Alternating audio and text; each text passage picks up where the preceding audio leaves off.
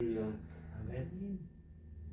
이렇게 사고를 보고 나니까 가슴이 벌렁벌렁 하고 그렇죠. 생각해 보면 몇 톤 되는 그런 쇳덩어리들이 70마일, 80마일, 때로는 90, 100마일로 달리면서 서로 스치기만 해도 엄청난 일이 벌어지는데 그 많은 차들이 다니는데 우리가 안전하게 이러고 산다는 것도 참 신기한 세상이에요. 정말 지켜주시지 않으면 이런 일들이 쉬운 것이 아니다. 하나님께서 정말 우리를 지키고 계시는구나 생각하게 됩니다. 우리 평안한 미국에서 사니까 이게 일반적인데 말이죠. 지금 가자지구에 산다면 어떤 느낌이 들까요? 그냥 언제 어느 때 폭격이 될지 폭탄이 터질지 총알이 날라올지 모릅니다. 미국에서도 워싱턴에서 학생들이 수업하고 있는데 총알이 날라들었죠. 그래서 그 총알에 여러 사람들이 대체 어디서 날라온 총알인지 몰라서 거의 걱정을 했는데 미국의 워싱턴 시내도 그런 판에 지금 세상에 혼란스럽다는 나라들, 전쟁 중에 있는 나라들, 이런 나라들을 생각해 보면 정말 끔찍한 그런 생각들이 아닌가. 우리는 남의 일이니까 이렇게 보고 아무 또 마음 추스리고 들어와서 예배를 드릴 수 있는 느낌이지만 이게 우리의 당사자, 우리의 자녀들, 우리와 연결된 일들이라고 생각하면 사실 그렇게 마음 넉넉한 여유로운 일이 아닐 겁니다. 과거에 미국에서도 굉장히 온 국민들이 데모를 하고 시위를 했던 그런 때가 있어요. 제일 심했던 때가 언제였죠? 월남전 파병 때로 기억합니다. 미국이 베트남과 전쟁을 할 때 그 베트남을 그냥 일방적으로 공격한 거죠. 뭐 날과 명분은 여러 가지 갖다 붙였지만 세계 모든 사회가 비난하고 옳지 않다고 했는데 미국에서는 그 전쟁의 이유도 탐탁지 않았던 그런 전쟁에 젊은이들을 막 사지로 밀어넣는데도 모든 교회들은 이 전쟁이 올바른 것이고 우리 자녀들을 지켜주시고 전쟁에서 이기게 해주시고 다 그렇게 기도했다는 거죠. 마치 그거의 정의의 사도인 양 행동하다가 결국엔 전쟁도 이기지 못하고 수많은 사상자들을 만들었고 또 고엽제로 인해서 환자들 엄청나게 고생했고요. 수많은 질환자들, 전쟁에 다니는 사람들은 제정신으로 살 수가 없는 거죠. 다 같이 그 큰 트라우마로 살아가도록 만들었습니다. 미국이 자신을 돌아볼 때야 그렇다 치지만 베트남 사람들 입장에서 보면 어떨까요? 그냥 우리나라가 이렇게 하겠다고 우리나라를 만들어가는 분위기 안에서 갑자기 외국에서 그러지 말라고 하면서 들어와서 전쟁을 일으키고 막 사람들을 엄청나게 학살하는 상황들이 벌어졌습니다. 오래전에 영화를 볼 때 제 기억으로는 무슨 전쟁 영화를 보면 상대방은 그냥 독일 나치였어요. 총 쏘는 항상 맞아 죽는 쪽은 독일군이었고 독일군은 당연히 죽어도 되는 그런. 그래서 독일이라는 나라는 악마의 나라인가? 그렇게 생각했었습니다. 그 이후로는 러시아도 때로는 등장하고 또 그 이후로는 공산국가들이 줄줄 나오더니 영화 람보에는 완전히 베트남이었죠. 베트남 사람들은 다 죽여야 되는구나. 그래서 굉장히 나쁜 사람들이구나. 그래서 나타나기만 하면 싹 없애야 되는구나. 그렇게 생각했습니다. 우리는 그런 것들을 그냥 문화 속에서 다 접하고 그것이 당연한 것인 줄만 알고 그렇게 살았습니다. 요즘에는 중동으로 좀 바뀌다가 때로는 북한도 등장하다가 요즘엔 다국적군 이래가지고 나라 국기를 안 보여주고 그냥 나쁜 놈들, 나쁜 빌런 이런 분위기로 그렇게 간 것 같아요. 이스라엘이라는 나라가 일방적으로 주변에 팔레스틴을 짓밟는 바람에 도저히 더 이상 이렇게 다 죽을 수는 없다고 생겨난 것이 우리가 지금 듣고 있는 하마스라는 단체입니다. 이 하마스라는 단체는 너무 이스라엘이 백성들을 아무 때나 시도 때도 없이 그냥 와서 죽여버리니까 이렇게도 죽고 저렇게도 죽으니 대항이라도 한번 해보자라고 만든 단체가 하마스라는 집단입니다. 이 하마스는 이미 그쪽의 정당, 우리나라로 말하면 국민의힘 이런 정당이에요. 그런 정당의 이름을 가지고 있고 그 정당을 통해서 자신들의 입장을 표현하고 있는 겁니다. 그렇게 지렁이가 꿈틀대는 느낌으로 하마스라는 단체가 생겼고 이를 통해서 일부 가끔 꿈틀하는 모습이 보여지면 아주 무자비하게 우리는 10배로 갚겠다라고 하는 이스라엘은 미국의 지원하에서 늘 기세등등하게 전쟁을 해왔습니다. 그런데 이번에는 과거와 다르게 무슨 행동이 있으면 SNS, 유튜브 이게 가만두질 않죠. 예전에는 무슨 기자를 통해서 목숨 걸고 들어간 기자가 찍어놓은 사진 보고 퓰리처상도 받고 뭐 이런 일들이 있었다라는 걸 그것을 보고 진실을 알았는데 요즘 그 나라 사람들이 다 그냥 휴대폰으로 찍어버리기 때문에 학교에서도 선생님이 매를 들면 학생들이 다 이렇게 휴대폰 들고 이런 데네요. 선생님이 때리지 못하게 뭐 그런 분위기일 정도로 마찬가지로 무슨 안 좋은 일이 생기면 주변이 모든 사람이 기자가 돼서 온 세계에 그것을 퍼뜨릴 수 있는 사회가 되다 보니까 생생하게 상황이 드러나고 진실이 밝혀지면서 과거에 지금 월남전 시위와 거의 흡사하다고 할 만큼 미국에서 대학생들이 데모를 하고 있습니다.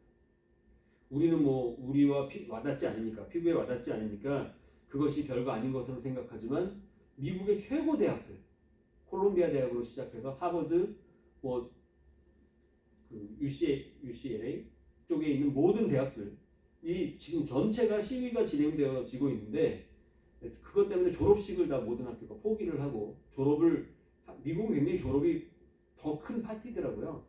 그런데 이 졸업식도 다 거부하고 시위하는 데에 집중하고 있습니다. 팔레스틴을 살려주라. 미국이 이스라엘을 지원하는 것을 그만둬라. 라고 하는 시위들이 아주 훌륭한 대학들을 통해서 진행되고 있는데 경찰들이 진압하는 걸 보니까 미국이 한국 못지않던데요. 미국이 이렇게 민주적인 나라가 전혀 아니더라고요. 진압하는 거 보니 뭐 살벌하더라고요. 콜롬비아 대학이 처음에 시위를 할 때 경찰들이 진입해서 단 2시간 만에 학생들을 전부 끄집어냈습니다. 유리창을 깨부수고 안에 있는 철조망을 다 잘라내고 모든 바리케이트를 치워버리고 학생들을 전부 연행을 했는데 그것이 2시간밖에 안 걸렸더니만 차기 대선 주자로 유력한 모식이라는 그분은 참으로 아름다운 시간이었다.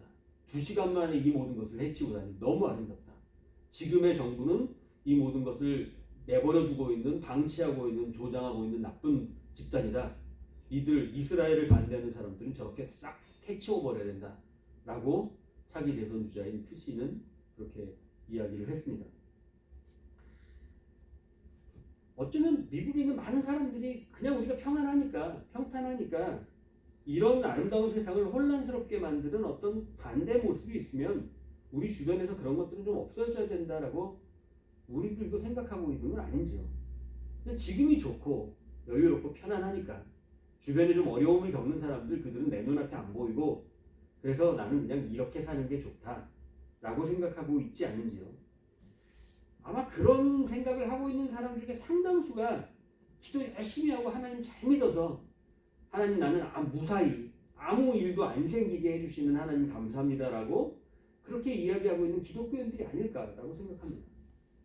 하나님께서는 대체 누구의 편에 서실까요? 기도 잘하면서 다른 사람의 생명을 마구 짓밟고 빼앗는 그런 유대인들 또는 기독교인들일까요?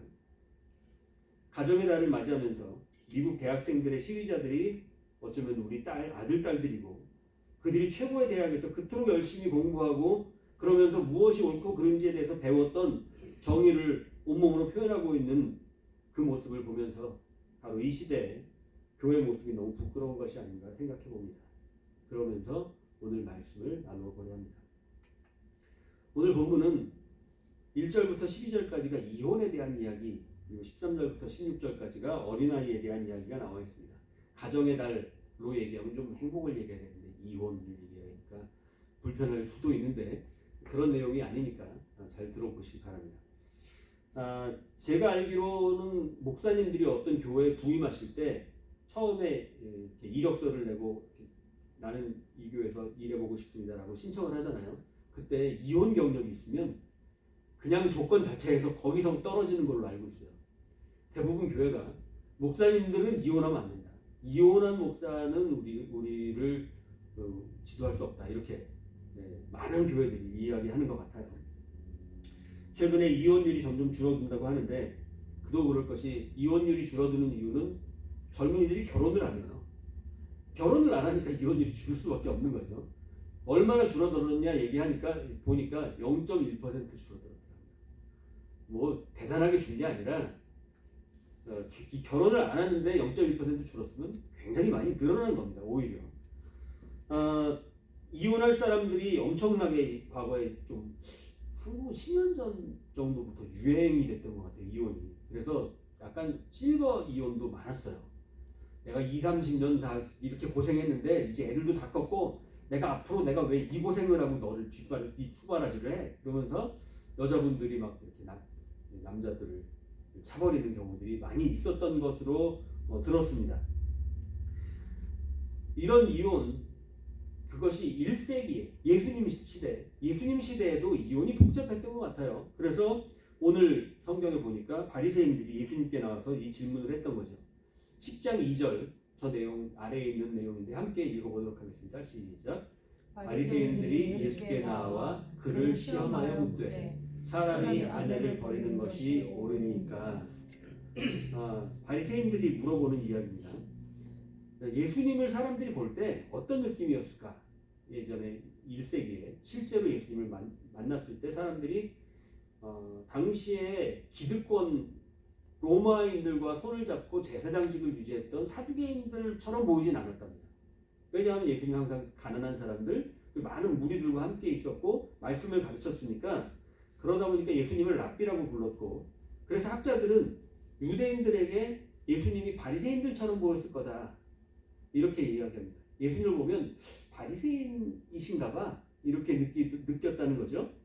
근데 바리새인 중에서도 저기에 나오는 이제 샴마이아파라는 바리새인이 있고 힐레라파라는 바리새인이 있었습니다. 저 율법 학자들이요. 바리새인들이 예수님께 나와 시험하면서 묻는 중에 저 둘 중에 어느 쪽이었을까? 글쎄요. 둘 다였을지 몰라요. 왜냐하면 당시 이혼 문제는 저 두 학파 가운데에서 결론이 안 난 굉장히 뜨거운 이슈였습니다.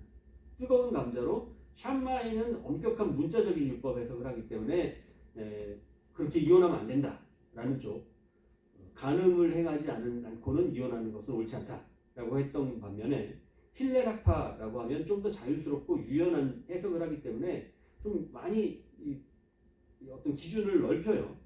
그러다 보니까 사도 바울도 힐레라파에 속했던 사람이고, 그리고 힐레라파를 통해서 많은 율법들, 탈무드가 구성이 됩니다.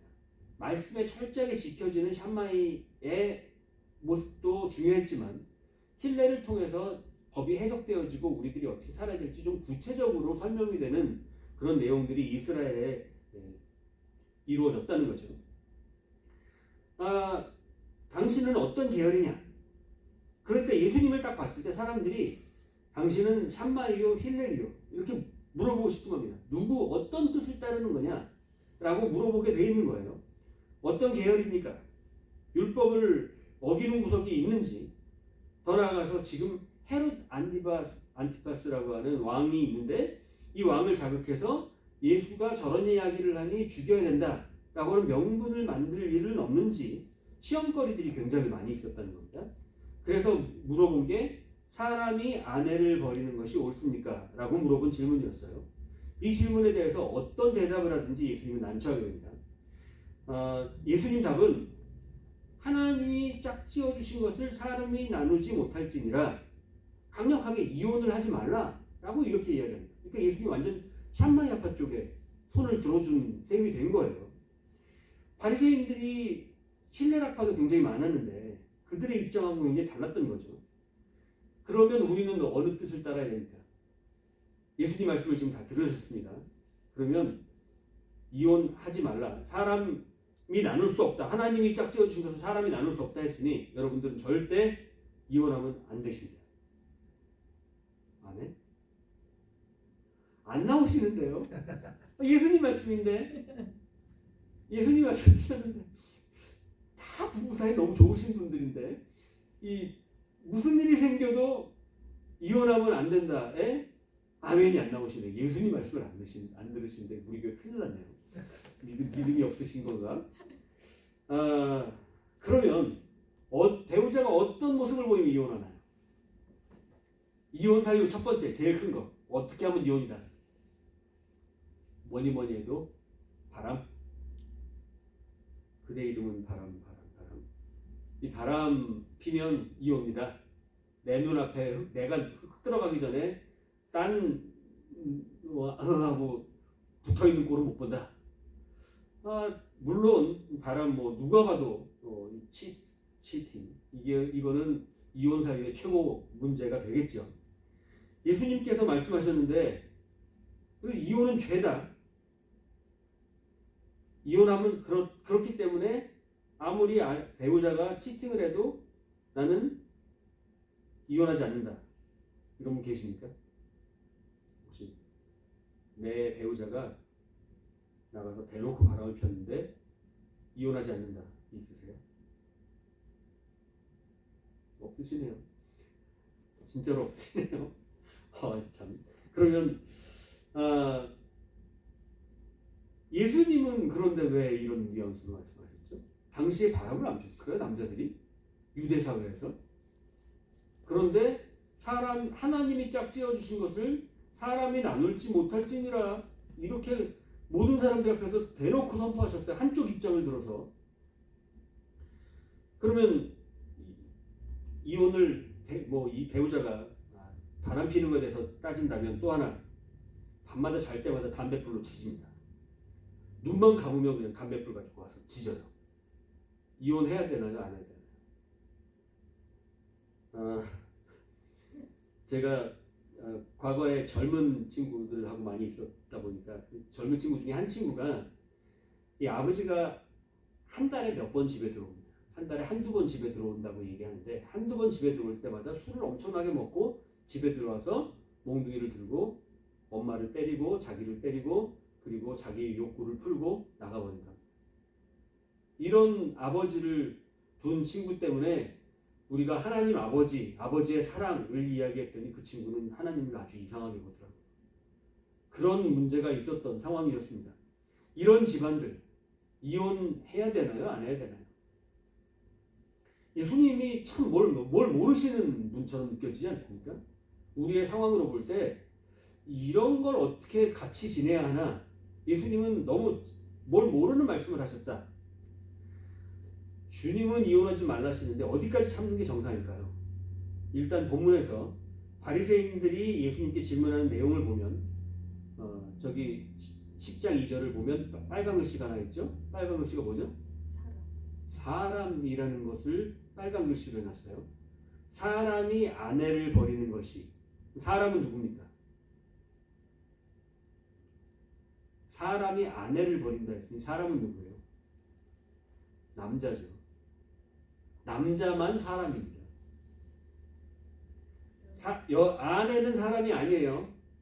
남자가 아내를 버리는 것이 옳으니까가 아니라 남자가 여자를 버리는 게 아니고 사람은 남자뿐인데 사람이 아내를 버릴 때 이 버리냐 마냐 이 얘기를 하고 있는 거예요. 당시에 여자는 사람으로서의 머리수도 세지 않았고 실제로 지금과 같은 그런 어떤 서로 동등하다는 입장을 전혀 가지지 못했던 시절이었습니다.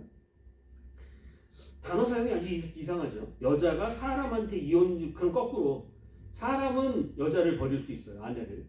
그러면 아내는 사람을 버릴 수 있습니까? 이게 안 되는 겁니다. 남자는 여자를 이혼 증서를 써서 내쫓을 수 있는데 여자는 남자가 무슨 일을 해도 절대 이혼 증서를 써서 남자를 내쫓을 수 없습니다. 이것이 율법입니다. 벌써 입이 나오시는데 여자분들 아주 불편한 기색이 드러나시죠? 오직 남편이 남자가 여자를 내쫓는 것이고 그 권리는 남자에게만 있습니다. 여성은 이혼 요구를 할 수 없어요. 남자만 가능합니다. 다시 말하면 이혼이 아니라 여자를 내쫓는 것. 저건 말이 이혼이지. 우리나라가 성경을 번역할 때 이혼이라고 번역을 해서 그렇지 이혼이 아니라 그냥 내쫓는 것을 이야기하는 거예요. 근데 내쫓을 때 율법에 뭐라고 되어 있냐면 수치스러운 일을 행하면 내쫓을 수 있다 이렇게 해놨어요. 힐레라파에서는 이 수치스러운 일들을 좀 나열을 해서 설명을 해놨는데 어떤 것들을 하면 내쫓을 수 있냐? 그냥 내쫓으면 안 되잖아요. 간통을 저질렀다, 오케이, 내쫓을 수 있어요. 그럼 좀 더 가볼까요? 이 수치되는 일이 뭐였냐? 요즘에 밥하는데 밥을 태우진 않잖아요. 압력밥솥이 밥을 너무 잘해주니까 뭐 눌러놓고 잠깐 딴 생각하고 있으면 알아서 밥 다 됐다고 막 삐삐거리잖아요. 이런 세상인데 우리가 캠핑 가서 밥하듯이 버너에 코펠을 해가지고 밥을 하면 잘못하면 타잖아요. 이거 탄냄새 나서 막 3층 밥도 지어지고 밑은 타고 위는 설고 뭐 이렇게 막 되는 경우들 있잖아요. 그런데 당시에는 당연히 전기밥솥이 없었겠죠. 그럼 불로 밥을 했겠죠. 불로 음식을 했으니까. 그러면 아내가 음식을 하다가 태운 적이 있을까요? 없을까요? 생길 수 있죠. 고기를 구웠는데 고기를 굽다가 좀 탈 수도 있잖아요. 우리 그러기도 하잖아요. 세상에 여러분들이 지금 태울 수 있다고 얘기하는 거 꿈 같은 얘기입니다. 하늘 같은 남편이 먹을 밥을 대체 무슨 생각을 하고 있었길래 감히 정성이 없이 태워요. 말도 안 되는 일이었답니다. 오로지 남편을 어떻게 하면 아름답게 잘 공경할까? 우리 남편을 어떻게 해야 이 맛있는 걸 먹일까? 생각해야 되는데 세상에 딴 생각을 하면서 밥을 태워 수치스러운 내쫓겼습니다. 이게 말도 안 된다 생각하시는데 1세기 말에 예수님 당시까지는 구전으로 내려오던 것을 1세기에서 2세기 넘어갈 때 성문으로 적었어요. 그래서 기록이 남아 있습니다. 미슈나라고 해서 많은 율법이 성문 문서로 기록이 되어 있는데 여기에 정확히 나옵니다. 여자가 밥을 태우는 건 수치스러운 일이다. 판례에 등장합니다. 그래서 내쫓을 수 있다. 이혼 사유라는 거죠. 이건 어떻습니까? 제가 오늘 어떤 길을 가다가 어떤 여자를 만났어요. 근데 딱 봤는데 너무 이쁜 거예요. 너무 아름답습니다. 너무 아름다운데 딱 보는 순간 이쁘긴 했는데 집에 두고 온 아내를 생각하는 거죠. 와이프를 생각하니까 갑자기 짜증이 확 났어요. 저 여자는 저렇게 예쁜데 저는 그런 생각을 해본 적이 없어서 다행입니다. 근데 남편을 이렇게 심기 불편하게 만들었다. 그 아내는 수치스러운 일을 한 겁니다.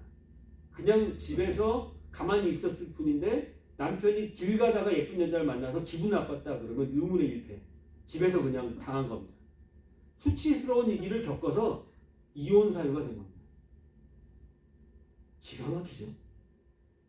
여자가 뭘 한 게 아니에요. 남자가 가다가 예쁜 여자 만나서 마음이 불편했답니다. 그게 이혼 사유라는 거예요. 밥 태웠다까지는 봐주려고 그랬는데 이건 좀 심하죠.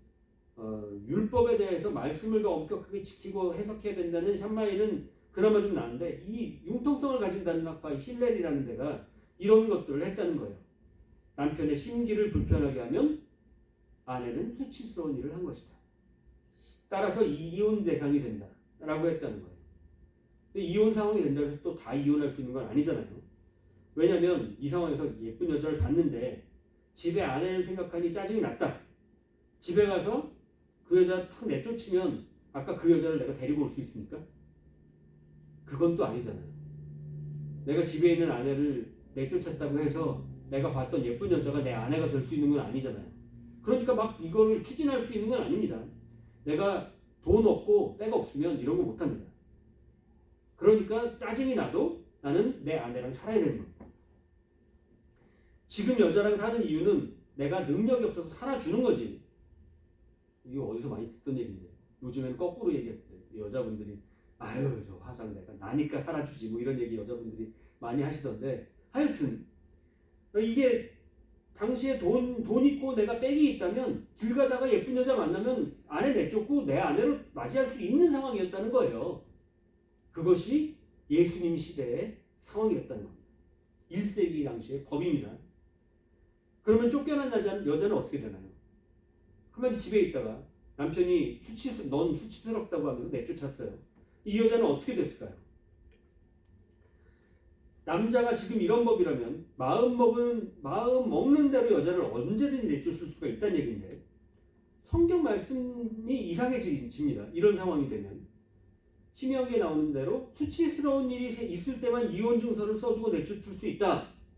장로들의 유전을 쭉 따라오다 보니까 그런데 네 마음 먹은 대로 마음만 먹으면 언제든지 쫓아낼 수 있다라는 걸로 무제한의 이혼의 권리가 확장되고 있다는 겁니다. 만일 당시에 이혼당한 소박 맞은 그 여자는 어떻게 살아갈 수 있냐? 당시에 선택지가 세 가지 있습니다. 친정으로 돌아가봤자 친정에서 받아주질 않습니다. 옛날 조선시대에도 그랬죠. 소박 맞은 여인이 친정으로 돌아가도 받아주질 않았습니다. 그것처럼 유대 민족도 친정으로 돌아가지 못합니다. 그러면 할 수 있는 건 제일 확실한 것 첫 번째 선택 자살입니다. 수사입니다. 그냥 난 더 이상 앞으로 살 수가 없어. 먹고 살 방법이 없는데 어떻게? 그러니 이렇게 살 바엔 그냥 생명을 끊는 겁니다. 생명을 끊는 일이 비일비재한데 어느 누구도 신경 쓰지 않습니다. 누가 죽었다 어디에 광고 나오지도 않고 뉴스에 1년 끝자락의 기사로도 실리지 않습니다. 실제로 자살합니다. 이들은 더 이상 경제적인 생활할 수 있는 여건이 안 되기 때문입니다. 나가도 그냥 굶어 죽어야 돼요. 굶어 죽거나 아니면 자살하거나. 굶어 죽기 싫으면 자살입니다. 아니면 선택할 수 있는 것 한 가지, 거지가 되는 방법입니다. 그냥 길에서 구걸해서 사는 건데 마찬가지입니다. 이렇게 살다가 거지로 살다가 굶어 죽거나 아니면 더 이상 못 살겠다라고 자살하거나 아니면 이스라엘에 가끔 등장하는 내용들 창기가 되는 것입니다. 몸을 팔아서 생계를 유지하는 겁니다. 이것이 그들이 선택할 수 있는 유일한 선택지 세 가지였습니다. 자살이든 거지든 창기가 되든 이것은 인간으로서는 도저히 더 이상 할 수 없는 최악의 상황으로 내몰린다는 겁니다. 누구에 의해서? 남편에 의해서. 언제든지 쫓겨날 위험성, 그런 불안을 가지고 매일 하루하루를 남편을 떠받들며 내가 언제 쫓겨날까를 걱정하면서 살아야 되는 것이 당시 1세기의 여자들이었습니다. 설령 내쫓기지 않고 집에 있다고 해도 혹시 내가 밥을 태우는데 남편이 나를 안 내쫓았네? 그럼 남편을 너무너무 감사해야 됩니다. 남편을 정말 하늘 떠받듯이 모시고 저렇게 나를 좋아해주고 챙겨주니 우리 남편이 정말 최고야 라고 끔찍하게 사랑해야만 합니다. 세상에 밖에서 그렇게 예쁜 여자 보고 왔는데도 나랑 같이 살아주니 고맙네 라고 그렇게만 생각하고 살아야 됩니다. 1세기 여자들의 삶의 현장입니다. 이때 예수님이 하셨던 말씀이 바로 오늘 본문에 있는 이 말씀입니다. 세상이 이렇게 돌아가고 남자들이 여자들을 이렇게 대하고 있었기 때문에 예수님이 이렇게 얘기한 겁니다. 하나님이 짝지어 주신 것을 사람이 갈라놓지 못할지니라. 너희 마음대로 그렇게 하는 것 너무 못됐다. 하나님이 이것을 원하시지 않는다. 어디 여자를 그런 식으로 너희와 같은 인격 존재, 내가 천하보다 귀하게 여기는 소중한 한 생명을 가지고 어디 누구는 높고 낮고 낮게 보고 함부로 여길 수가 있느냐라고 말씀하신 것이 오늘의 본문 하나님이 짝지어 주신 것을 사람이 나누지 못할지니라 라고 어색하게 샴마이와 힐렐의 가운데에서 샴마이 편을 들어준 것 같은 모습으로 말씀하시지만 시대를 잘 모르시는 것처럼 그래서 2024년을 살아가는 오늘 우리들이 볼 때에는 아무도 동의하지 못하고 아멘하지 못했던 그런 말씀처럼 그렇게 느껴졌던 이유는 바로 당시의 시대의 배경이 그렇기 때문입니다. 남자들의 행동들이 너무 악했기 때문에 예수님은 이렇게 말씀하실 수밖에 없었다는 겁니다. 하나님께서 이렇게 창조 질서를 만들어 놓으셨다. 절대로 여자들 내쫓지 마라. 함부로 내쫓을 수 없다. 이걸 이제 우리 시각으로 보자면 일방적인 남자들의 여성에 대한 폭력을 막아서기 위해 하나님이 짝지어 주신 것을 나눌 수 없다고 말씀하신 겁니다. 여성 약자들, 그들의 권리를 보호해주고 그들의 권리를 지켜주시기 위해 최악의 상황으로 나락으로 떨어지는 것을 어떻게든 막아주시려고 방어해 주시려고 하나님 권위를 빌어서 창조 질서를 끌어와서 남자들이 마음대로 횡포를 부리던 그 이용권을 박탈해버리는 겁니다. 만약에 1세기 역사 속으로 들어가서 우리가 그 당시에 1세기에 이 이야기가 벌어지는 상황으로 들어가 보면 여자들이 예수님 말씀을 들었을 때 어떤 느낌이었을까요? 여자들이 좀 기가 막히지 않았겠습니까? 언제 내쫓길지 모르고 권리라고는 찾아볼 수 없는 너무 비참한 삶을 살아가고 있는데 예수님이 이렇게 말씀하시니 여자들은 예수님을 사랑하지 않을 수가 없었을 겁니다.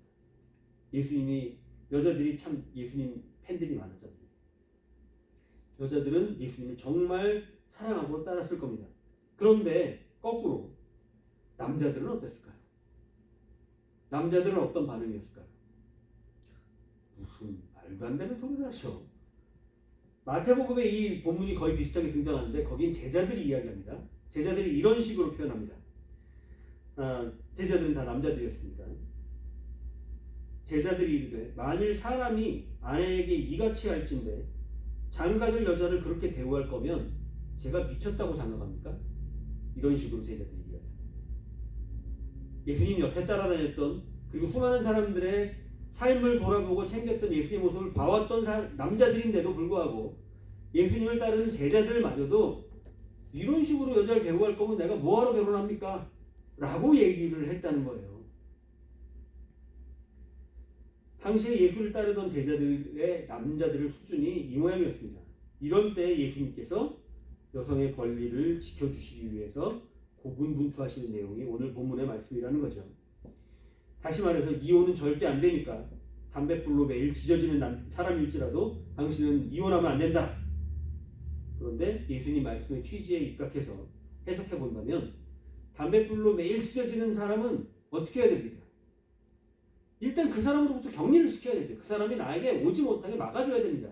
법적으로 그 사람이 나를 더 이상 해코지 못하도록 해야 되는 거죠. 그게 뭐 요즘 같으면 접근 금지 신청을 하거나 구속을 시키거나 뭔가 조치가 취해져야 되는 거 아닙니까? 당시에 이 남자 사람들로 인해서 여자 생존권이 보장되는 것의 중심이 되지만 오늘날은 거꾸로 반대 상황도 있을 겁니다. 여자들이 남자들을 함부로 대하고 또 아직도 여자들 인권이 낮은 것은 분명합니다.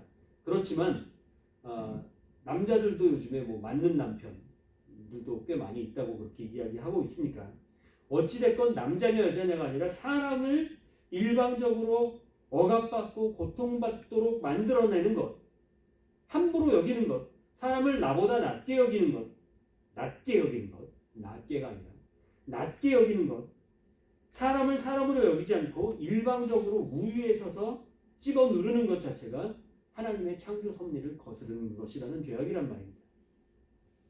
처음에 이야기했던 많은 내용들, 지금 가자 주변에 펼쳐지고 있는 일들, 대학생들의 시위가 짓밟히고 있는 그런 모습들, 그 모든 것 가운데에서 그러면 예수님의 말씀으로 볼 때 지금 우리는 이혼을 해야 될까요? 말아야 될까요? 저는 이혼해야 된다라는 입장에 선 사람일까요? 지금 오늘 말씀은 제 말씀의 요지는 이거입니다. 이혼을 해도 된다 안 된다 이 얘기를 하고 싶은 게 전혀 아니라는 말이죠.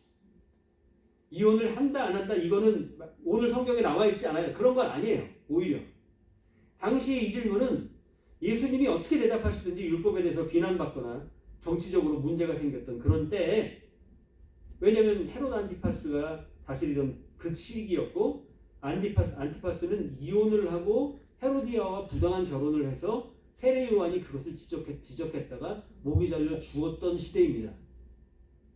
그러니까 이혼에 대해서 어떻게 이야기하느냐가 굉장히 위태위태한 시기였어요.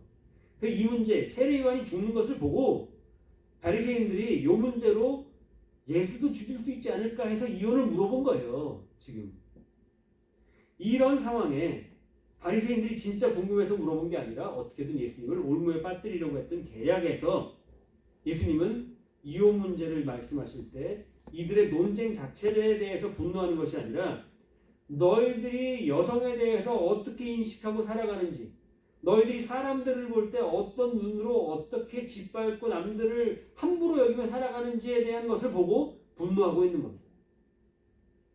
예수님은 그들의 마음이 완악한 것을 아셨습니다. 그래서 즉각적으로 대답하시기보다 율법의 취지 그리고 율법의 내용을 설명하고 계시는 겁니다. 예수님은 지금 헤롯 안티바와 헤로디아가 다스리고 있는 영역에서 목숨을 걸고 이 말씀을 하고 계셨던 겁니다. 그렇다면 예수님께서 진짜 하시고 싶은 말씀은 이혼하지 말라는 부부 사이에 한정된 말씀이 아니라는 거죠. 그 증거가 이러합니다. 오늘 본문 12절까지 나왔던 이혼 논쟁이 있었는데, 그런데 어린아이의 이야기가 뒤이어서 나오기 때문입니다. 예수님은 제자들에게 분노하셨고 어린아이를 데리고 오는 제자들이 어린아이를 데리고 오니까 제자들이 막 꾸짖고 그러니까 예수님이 거기서 제자들에게 굉장히 화를 내시면서 어린아이를 내쫓지 말아라 라고 하고 그들을 품어줬던 이야기가 나와요. 그래서 어린이 주일, 오늘 한국에서 어린이날인데 어린이날만 되면 설교 내용은 순여기에서 이 본문에서 나옵니다. 그런데 이것은 정말 어린아이들을 높여줘야 된다, 어린아이들 같이 돼야 천국에 간다, 이 얘기를 하고 있는 것일까요? 앞쪽의 이혼 얘기에 이어져서 등장하고 있는 똑같은 이야기입니다. 전에 어린아이처럼 착하고 순수해야 천국에 간다, 그 얘기가 아니라 오늘 우리들은 바로 그림이 나와야 되는데 생존투쟁이라는 크리스티안 프로그라는 그림입니다. 전에 우리 성도들 보셨던 그림인데 네덜란드의 90%가 세계 1위 기독교 국가였던 네덜란드가 90%의 기독교인이었습니다. 그런데 거기에 무료 급식소에서 빵을 나눠주고 있는데 맨 뒤에 어린아이 둘이 매달려가지고 있었던 그림 기억하십니까? 전에 보여드렸던 그림인데 그 그림을 보면 어린아이들까지 빵이 안 가요. 그런데 그 어린아이들은 힘이 없다라는 이유로 오늘도 굶어야 되고 내일도 굶어야 합니다. 어떻게 살아가야 할지 몰라 그 아이들은 결국 제일 약한 곳에 밀려나 언제 죽을지 모르는 배고픈 배를 움켜쥐고 살아야 하는 것이 바로 당시의 어린아이들의 모습이었습니다. 가난한 나라, 힘들고 어려운 나라에서 약자들은 함부로 여겨도 되는 그런 모습입니다. 오늘날은 그래도 배 안에서 배가 침몰될 때 제일 먼저 구출해야 되는 사람이 어린아이들, 그리고 여자들, 노약자들, 그리고 강아지, 그 다음에 남자라면서요. 시대가 이렇게 바뀌긴 했는데 남자가 맨 뒤이고 강아지가 먼저라고 그런 얘기를 들었어요. 구출 순위에 대해서. 순위가 정해져 있더만요, 법으로. 그런데 이것이지만 당시에는 힘 없는 사람들은 힘센 사람들이 그냥 함부로 여기는 거예요. 오늘날처럼 법을 정해서 그런 것들을 보장해주지 않으면 힘 없는 사람들은 힘 있는 사람들에게 늘 뺏기고 당하고 억울한 일들을 겪게 되어 있습니다. 이 모든 모습 가운데에서 어린아이는 무엇일까요? 사회적으로 제일 연약하고 소외되고 경제적으로 무기력한 존재가 바로 어린아이들이었다는 겁니다. 그래서 예수님께서 말씀하신 의미는 지금 앞쪽에 있는 내용과 같은 연장선상에서 말씀하신 겁니다. 이혼 문제에 대해 말한 것과 어린애에 대해서 말한 것은 동일한 내용입니다. 사회에서 부당하게 차별 대우받는 모든 영역에 적용되는 말이라는 겁니다. 이혼에 대해서 말한 것, 어린아이에 대해서 말한 것, 그것처럼 부당한 취급을 받는 사원들, 노동자들, 여성들, 그리고 지금도 법적인 보호를 받지 못하고 사선에서 생계를 이어가는 모든 사람들, 예수님은 그런 사람들을 향해서 이혼 문제를 꺼내시고 하나님 나라는 이런 자들의 것이라고 말씀하시면서 예수님의 진심을 어린아이들, 문턱과 차별을 내려놓고 우리와 동등한 시각으로 접근해야 된다고 할 때의 어린아이들과 같은 모습, 저런 바로 하나님의 나라는 그런 사회를 만들어갈 때 우리 곁에 다가온다 라는 말을 한다는 겁니다. 하나님의 나라는 바로 이런 자들의 것이다. 예수님의 진심은 바로 오늘 우리에게 당시의 여자들처럼 어린아이들처럼 외면받고 차별받는 그런 사람들을 품어주고 함께하는 세상으로 만들어갈 때 하나님의 나라가 이루어진다라는 말씀을 하셨다는 겁니다. 빅터 위고라는 사람은 이렇게 말합니다. 인생에서 최고의 행복은 나는 지금 사랑받고 있다라고 하는 확신이라는 겁니다. 자기도 모르는 사이에 사랑받고 있다는 확신은 나 스스로를 행복하게 만들어준다라고 합니다. 우리 모두 어쩌면 너무 사랑받고 싶어하는지 모릅니다. 우리 삶의 목적이 어쩌면 사랑받고 싶어서 살아가는지도 모르겠습니다. 그래서 이렇게 못나고 추한 우리를 사랑해 주시는 예수님을 우리는 사랑할 수밖에 없는 거죠. 하지만 사람들은 이 사랑을 모른 채 저 사람도 누군가에게 사랑받고 싶다라는 마음을 생각하지 못하고 서로 밟히면서 미움과 다툼 속에서 살아가고 있습니다. 어쩌면 제일 사랑한다고 하는 가족들끼리도, 부부끼리도 자녀와의 관계 속에서, 부모와의 관계 속에서도, 또 직장 안에서도 그렇고 말도 안 되는 폭력적인 행위들로 쫓겨난 이 땅의 수많은 쫓겨난 여인들, 아이들, 이런 사람들이 가자 지구에 있고 대한민국의 세월호 안에 있고 이태원 거리와 광화문에 있고 그리고 지금 미국의 대학가에 있습니다. 고통받고 있는 그들을 품으시면서 주님은 하나님 나라는 바로 이런 자의 것이라고 말씀하십니다. 그들과 함께하는 사람들, 그들을 주님 사랑하시는 소중한 생명들로 품고 사는 것, 이것이 바로 우리가 하나님의 아버지의 마음을 품고 사는 삶이라는 것을 깨달아야 할 것입니다. 이것을 통해서 우리 스스로가 행복을 누리고 성도들의 가정이 행복하며 우리 속한 모든 것이 하나님의 뜻이 이루어지는 천국이 이루어지기를 주님의 이름으로 축원합니다. 기도하겠습니다.